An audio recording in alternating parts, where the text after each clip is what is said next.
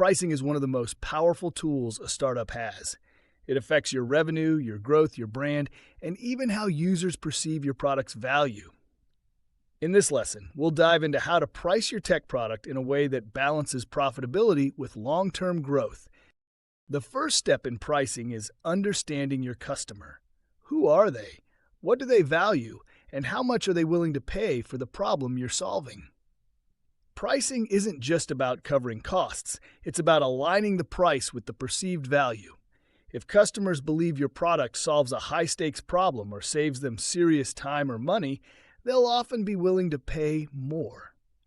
One common mistake is underpricing. Many startups set prices too low to attract users or compete with bigger players, but low prices can send the wrong message.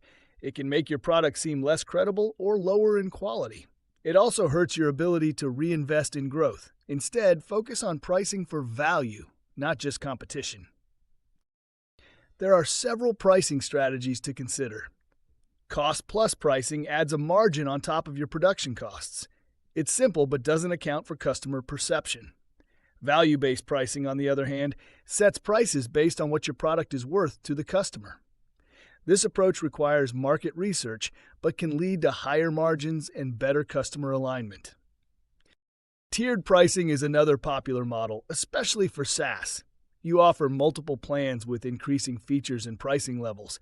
This lets you serve different customer segments, individual users, small teams, or large enterprises, without building entirely different products. Freemium and free trials can also be part of your pricing approach. These models reduce friction for new users while letting you showcase your value before asking for payment. The key is making the upgrade path clear and the paid tier compelling enough to convert free users. When choosing your actual price points, anchor pricing can help. This means placing a high-priced option next to your target plan to make it seem more affordable. For example, if you offer a $29 per month plan next to a $99 per month enterprise plan, the mid-tier feels like a better deal. Psychological pricing can also play a role. Prices ending in 99 or 95 often feel cheaper than rounded numbers, even if the difference is minimal.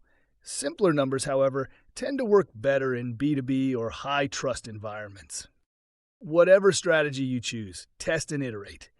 Pricing isn't set in stone. Run A/B tests, offer discounts, try different tiers, and monitor conversion rates.